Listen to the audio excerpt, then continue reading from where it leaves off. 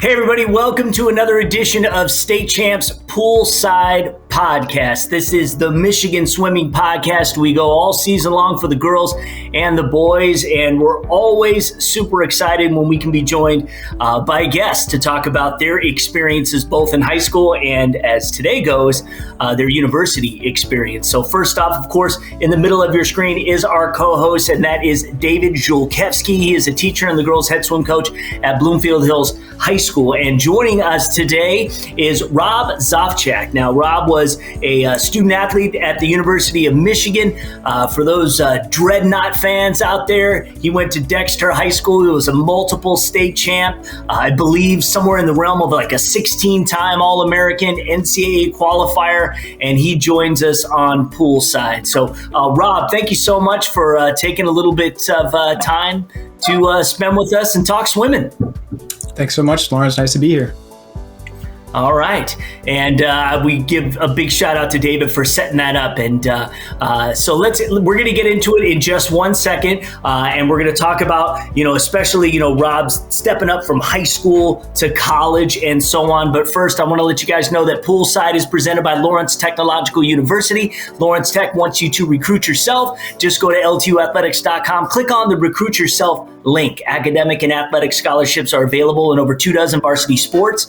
Poolside is also brought to you by the Michigan High School Athletic Association, promoting the value of educational athletics, and by the physical therapy and sports medicine professionals with the Detroit Medical Center. Our Game Changers segments are back. Check our YouTube playlist by searching State Champs TV for great insight on training tips and more. And for immediate care, go to dmc.org/gamechangers. All right, so let's get into it. And Rob, first off, since this is a high school podcast, talk about your high school experience at Dexter and what memories are the fondest when you think about it today. Well, when I went to high school, my brother was a senior. He also swam, so he's on the team. So, my freshman year coming in, I was known as, his name is Jonathan. I was, Jonathan's brother. So, that was something to get used to for sure, is kind of being my identity being tied to my brothers. But, I joined the team when I was very young. I was very small. I hadn't grown yet. So it was kind of intimidating being around a bunch of, fully grown men at that time. But yeah, it was a lot of fun. Freshman and sophomore year were a lot of hard work, and junior year is when I really started breaking out as a swimmer in general. So it was fun. I got to be a kind of a leader of the team. I led the boys, and we made it to a state championship. I think that's got to be one of my best memories, is kind of spearheading that. How about the day-to-day stuff, Rob? I know like right now my girls, they're into doubles right now. School's piling up. What type of things would you do on those days? Give yourself some time, or I don't know, just get the team excited again and kind of let loose a little bit and just take some of the stress off. What were you guys doing? Yeah, so after every morning practice, we would do every single day of the week, actually. We had a room in the high school that was kind of dedicated our room, where we would have, a bunch of breakfast stuff. So we were able to, shower, get changed, and go out and have breakfast in the breakfast room. And that was absolutely huge for us.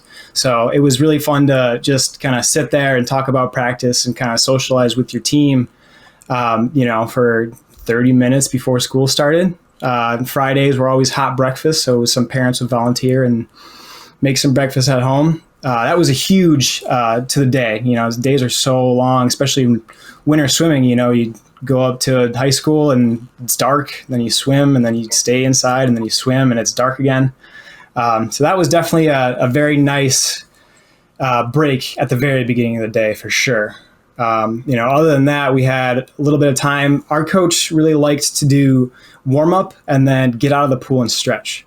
So that was for morning practice and for afternoon practice. So for afternoon practice, when we had more energy and it was, middle of the day instead of, 5 a.m., that was a lot of fun to, staying out there, stretch. Some people would really, just kind of stand around, but it was fun to, talk to them and talk to the coach, and the coach's daughter was there sometimes. So we try to mess with her, and she hated all of us. She's like 6 years old. So we're all playing with her and all that kind of stuff. So yeah, you just, any opportunity that you can, I'd say, we would be trying to, make the best of it, trying to talk to each other, trying to have fun, trying to make each other laugh. So really any opportunity that you got where you're all together is an opportunity.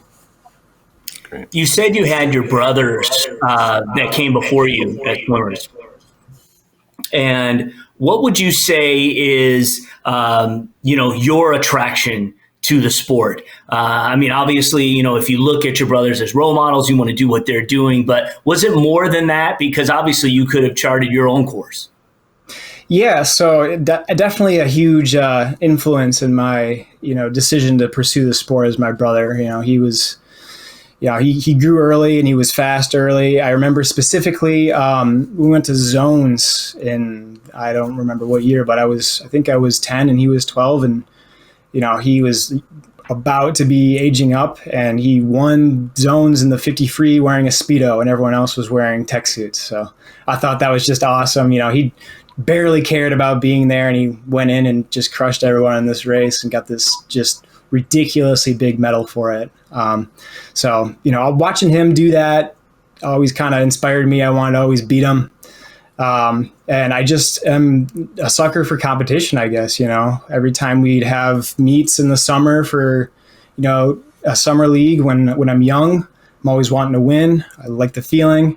So that just kind of kept going. And as I got better and kept winning, I was like, this is something I could do. At what point do you start saying, hey, I want to take this to the next level? It's more than just club. It's more than just the summer. It's more than just high school. When did you start looking at schools, colleges, and stuff like that? I didn't really give it much thought. I knew that people swam in college, and I knew that would be a kind of a cool idea. But I didn't really want to do that until maybe junior year of high school, maybe sophomore year of high school. That's when I kind of, my club coaches, my high school coaches were like, hey, you could swim D1, people would want you. And, people started reaching out, and I was like, hey, yeah, maybe I could. So kind of at that point, it was kind of really where I wanted to take it to the next level. And also going to more national level meets. My first time going to NCSA's juniors was my junior year, and we had 3 people on the team. It was me and 2 of my friends. So, really small meet, really kind of intimate. We got to know our club coach really well. But, you go there and you see all these, national level swimmers, people who are really, really good. And just kind of, I remember being in such awe of Andrew Seliskar, because he just went in and destroyed everyone in every single event he swam in. And I thought it was cool that I was, there as well. Not necessarily swimming up to his standards, of course, but, I was there. So kind of doing that and meeting people there was really cool too. I ended up swimming against a bunch of future teammates without even realizing it. And so, I think those meets as well had a large impact in wanting me to kind of pursue the sport even further. We're talking with Rob Zofchak, who is a former Dexter Dreadnaught and a University of Michigan swimmer, and he is now done with his college career and kind enough to join us here on Poolside. Looking at your bio, I noticed that you were an excellent student in high school. In fact, I see a couple of times you were put on the All-American Scholar Athletic team. How did you, because I think this, again, as David was alluding to right at the beginning, balance swimming and school and be able to succeed at both? Yeah, I'm not going to lie. It was difficult. It always is, always will be. In college, it just gets harder. You have to really be on top of it. You have to really be, focusing in class, how hard that is when you just came out of a morning practice and you're super tired. And, if you didn't focus in class, and you got to make sure that whatever you did during the day, you recall that and make sure you get your work done. I think that, as long as you're getting your work done, then you're going to be successful. So that was kind of big for me, and kind of having my parents be, so integral in raising me to kind of be someone who really enjoyed learning and really enjoyed, just kind of being on top of all my stuff. So, I always I really liked video games. So I was always like, well, if I get all my stuff done, then I can play video games. So I want to get it done as fast as possible. Right. But yeah, in college, it just gets more difficult. You're swimming harder and you're taking way harder classes. At that point, I really relied on kind of the resources that they gave us and also my teammates. I was really blessed to be, a part of the University of Michigan swim team. And, all those guys are really, really smart guys. We had, when I was there, 2 Elite 90 Award swimmers, which is kind of, I don't know how many people get it, but it's one of the highest honors. You're the athlete with one of the highest GPAs in the country. So that was on our team twice when I was there. So you get to see these people who are, a couple of my classmates took 1-year master's programs last year. A couple of them are thinking about pursuing PhDs, and, they're all looking to get on top of their stuff and get it all done. So, if you're watching them do it, like, why are you watching them do that? Why don't you do the same thing? So, having people around you being successful really helps that as well. Really good. Yeah, obviously. Go ahead, David. No, I was just saying, as you're making that transition to college, you guys are now together every day, all day. I mean, you're living together. You're, a lot of stuff. So, talk a little bit more about, some of that team bonding you got going on, and you're talking about how they inspired you. How does that make you a better athlete, better student, even just a better person getting ready to go on the real world? Yeah, well, when I got my roommate selected, it was my buddy Felix. He's from Austria, and he is a very, very, very talented swimmer. He went to the Olympics in 2016. He went to the Olympics in 2020. So, I hear about this right before I come to school, and I'm like, oh my God, I'm rooming with an Olympian. I'm way over my head. So, kind of getting to know this guy who, rolls up, barely speaks English, and swims really, really fast, and, getting to know him and him just being an absolute goof, totally, helped me out, because you realize that these people are very normal people.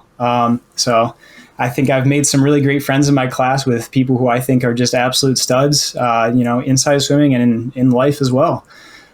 So kind of, again, being around that, spending so much time with them and kind of learning that, maybe your day-to-days are not quite the same, but all the stuff that you guys want to do to, have fun or to work hard, or, you guys have the same kind of motivations, and you guys know how to enjoy the time, and how to make each other, accountable for not only your actions, but accountable for, making the experience enjoyable for everybody. A really great group of guys. I'm super glad that I got to be a part of that, but that definitely helped me kind of understand the breadth of college swimming, because I definitely came in as not necessarily one of the better athletes of my class. I think I was, the second to worst swimmer in my entire class. So that, coupled with, just wanting to get better, wanting to be on their level, and just kind of realizing what they do every single day to get there. It kind of just teaches you, without you even realizing it, what you need to do to get better. And you can take those lessons, in swimming especially, you can take those lessons, what you need to do to get better, because it's an every single day kind of thing. And you can apply it to life. You always want to be improving. You always want to focus on something, whether that be your catch and backstroke on your left arm, you're not necessarily pulling your elbow high enough, or, part of your studies. You always got to find something that that you can work on, and someone else has pointed out to you as well, maybe, and made fun of you for it, maybe, but it was all in good fun. So, it taught me to roll with the punches. I learned how to take criticism and put my head down and work hard. So you're fresh out of school, you're starting life in the real world. You have a unique ability right now to have perspective. And if you could talk to because you were class of 2016, correct, at Dexter? Yeah. All right. If you could talk to a young Rob Zofchak as maybe a pimply-faced freshman, I don't know if that was you, but a lot of us were, and you were getting ready to embark on your high school life, your high school career, what advice now would you have given to that young man to better prepare you for the road ahead? Probably first off, always be humble, I was definitely humbled super hard coming on the team. Practices were, I thought that Dexter High School, I thought we had some gnarly practices, but, I was thrown out the window very, very quickly when I got to college. So, that really made me kind of realize what I was getting into. Always be humble, kind of always be looking to improve, never think that you have, made it, I guess, because you always want to be striving, you always want to be climbing to the next highest peak, So that would probably be my first thing. Second thing is, take care of yourself. It can get really hard to do swimming and school all at the same time and not get bogged down with, the details, but got to make sure that you're treating yourself right and doing what you got to do to stay happy and healthy. Really good. Yeah. Great, man. Yeah. Oh boy. I have some more questions. And I know this has affected so many athletes. You were still at the University of Michigan when COVID-19 came in and, the shutdown happened. How devastating was the COVID shutdown to you on a personal level? Because I believe that you had finally qualified for the NCAA championships in the backstroke. Am I correct? Right. So my senior year, I was voted a captain by my teammates, which was an awesome honor. And throughout college, actually, I was a very, injury-prone athlete. I always had some sort of nagging injury. My junior year was devastating because I had some surgery beforehand, and I never really recovered properly from it. So I kind of was learning my body the whole time. And, senior year came around and I was like, well, I know what I need to do to get everything right. We had this excellent new trainer come in. I'm, really thankful for that guy and, taking so much time to, keep me healthy as well. I had a bunch of back problems and all that kind of stuff. So I was a senior, I was a captain. I finally knew what I needed to do with my body and it paid off. I gained a bunch of muscle. I was the heaviest I've ever been.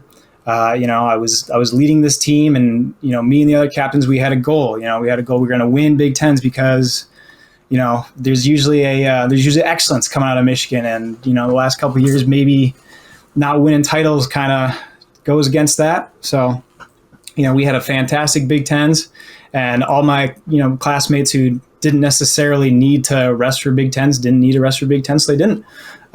We were gearing up for really big NCAAs. We were thinking that, it was more than doable to be top three.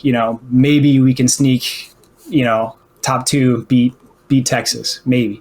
So we had very, very, very high aspirations. I felt that, me and the other three boys, we cared so much and we kept such a tight ship and kind of cultivated such an amazing culture with help of the other seniors that it was a pretty big blow for all of us. I still talk to a couple of the guys that I still know on the team, and it was last year. It was a lot of we miss you guys. We miss what you guys brought to the team. I said how different it was that 12 of us, 11 of us are just gone from that team now, and kind of that whole vibe that surrounded our class. So not being able to have my classmates kind of show their true short course potential because I didn't get to, have their last taper meet.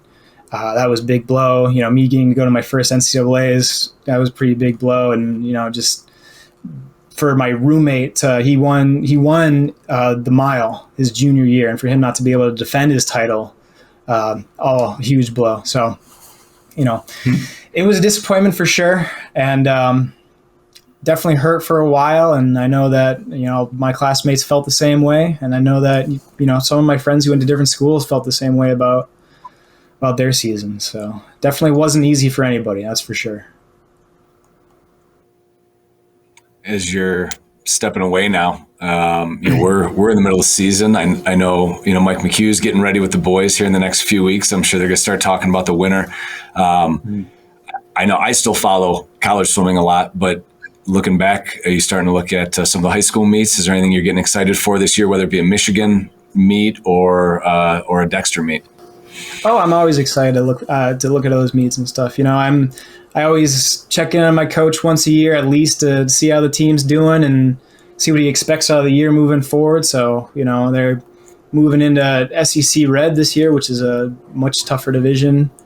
And, they're kind of looking to build off of last year. So, hoping the best for them. Looking forward to just seeing meets in general and seeing how they can do at states. Last year, actually, we got in a Zoom call with all of them before their state meet. And, me and my brother and some of my old classmates kind of got together and kind of told them good luck for states. So that was kind of cool to do. So I'm always excited for that. And for Michigan swimming, absolutely. I'm always keeping in touch, always keeping tabs on those guys. I don't know any of the freshmen this year, which is kind of odd to me, for knowing, 4 classes in front of me, 4 classes behind me, and even more. But yeah, I'm always going to be, repping the maize and blue. I'm always going to be watching what they do at their meets and giving them support. We do a cool thing at Michigan where before championship meets, whether that be, your qualification meet for Big Tens, if, the roster's not quite full and they're kind of deciding the last couple people, for Big Tens or for NCAAs, what we do is we get emails from alum, whether it be like, Peter Vanderkay or, like Tom Dolan or someone like that, someone, who's like kind of a Michigan legend to us. So we get those emails and we, send them to the rest of the team, and it gets everyone super excited for that. So I was honored last year with an email, fresh out of college. I got to send them a Big Tens email. So, keep connected like that, and you kind of realize how many people are really watching too. Captain last year on the Michigan team set us up with as many alum as he could reach, and got a big Zoom call in before Big Tens, and there were probably 100 of us on a Zoom call, all wishing these boys well in their Big Ten meet and their first pandemic meet. And so it's really cool to see how many people still care, and I know that I'm still going to be caring for a long time. So, yeah, I'm always excited to watch these meets and see how they do.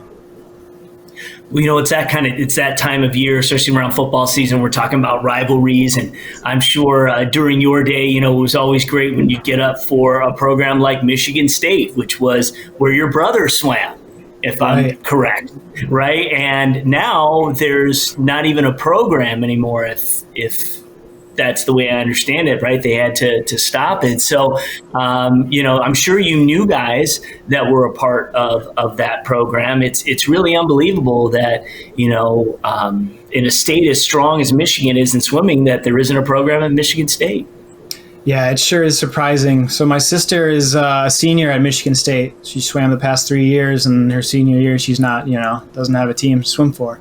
So she was very intimately involved in the whole process behind that. They went to court over it and tried to fight it as best they could. And, the Michigan State Athletic Department really came prepared, I guess, for lack of a better term. I know it was a pretty crushing blow to a lot of those girls and a lot of those guys. It is truly a shame. And I think that, unfortunately, that program was not destined for success ever because of the way that the athletic department treated it. They hadn't had a pool upgrade in 50 years, something like that. They hadn't had any expansion in coaching staff. They just didn't give the team any money or any, resources to kind of build themselves up. They always just kind of said, all right, go get them and good luck. So, they always touted Michigan State swimming has always had very, very good academics as well. My brother met his girlfriend for swimming, and she's pursuing her PhD right now. She's got a year or 2 left. And she left the team her senior year as well. And they still wanted her to go to the academic athletic gala because she had a 4.0 every single year. That their team, the women's team, had the highest GPA in the country for women's swim teams. So, just a lot of good coming out of that team, outside of swimming. And they're just, they're taking all the credit they can get out of it, and they're, throwing the team away. So, yeah, it's definitely a shame. Yeah, for sure. One last thing, what are you doing now? What's life post-college for you? Well, for me, post-college, I lost a lot of my swimming weight, which was I thought was kind of funny. I slimmed down a ton, was not expecting that at all. So I got really into mountain biking, which has just been, awesome. Been total revitalization of, exercise, I guess. So I've been doing that. I am now working at a autonomous vehicle company. I'm a software engineer there. So I'm, working a 9 to 5, working on innovation and living life. So it's been pretty nice so far. And, I get to talk to my former teammates all the time. I keep in touch with a couple of high school boys. I keep in touch with a lot of college boys, and we stick together. So that's been really great. Also to take all that. That's awesome. It's excellent. That's awesome. Yeah, great career, and it's paid off for you. It's awesome to hear all the great success you've had. Appreciate it. Absolutely. David, before we end this, real quickly, some things that, what's going on right now in the girls' season, some meets coming up, some things that people who follow swimming should be paying attention to. Yeah, we're rolling into some mid-season invites. We're hosting one in Bloomfield a week from Saturday, and I know quite a few teams and schools around the state are going to be hosting their invites. That second week, or the first full week of October, you see all the county championships, and then our MISCA championship that week after. And it's crazy to think we're already halfway through, and we're about 7 to 9 weeks, depending league meet to state meet. So yeah, a lot of big invites the next 2 to 3 weeks, and then let's get ready for some fun at the end of October. Yeah, we'll get into some full high school talk next week for sure. We really appreciate former Michigan Wolverine and former Dexter Dreadnaught Rob Zofchak for joining us here on the show today. That's our show. I want to thank our sponsors, Lawrence Technological University, the Michigan High School Athletic Association, and DMC Sports Medicine and Physical Therapy team. Thank you, Rob. And for David, I'm Lorne. We'll talk at you guys next week. Thank you.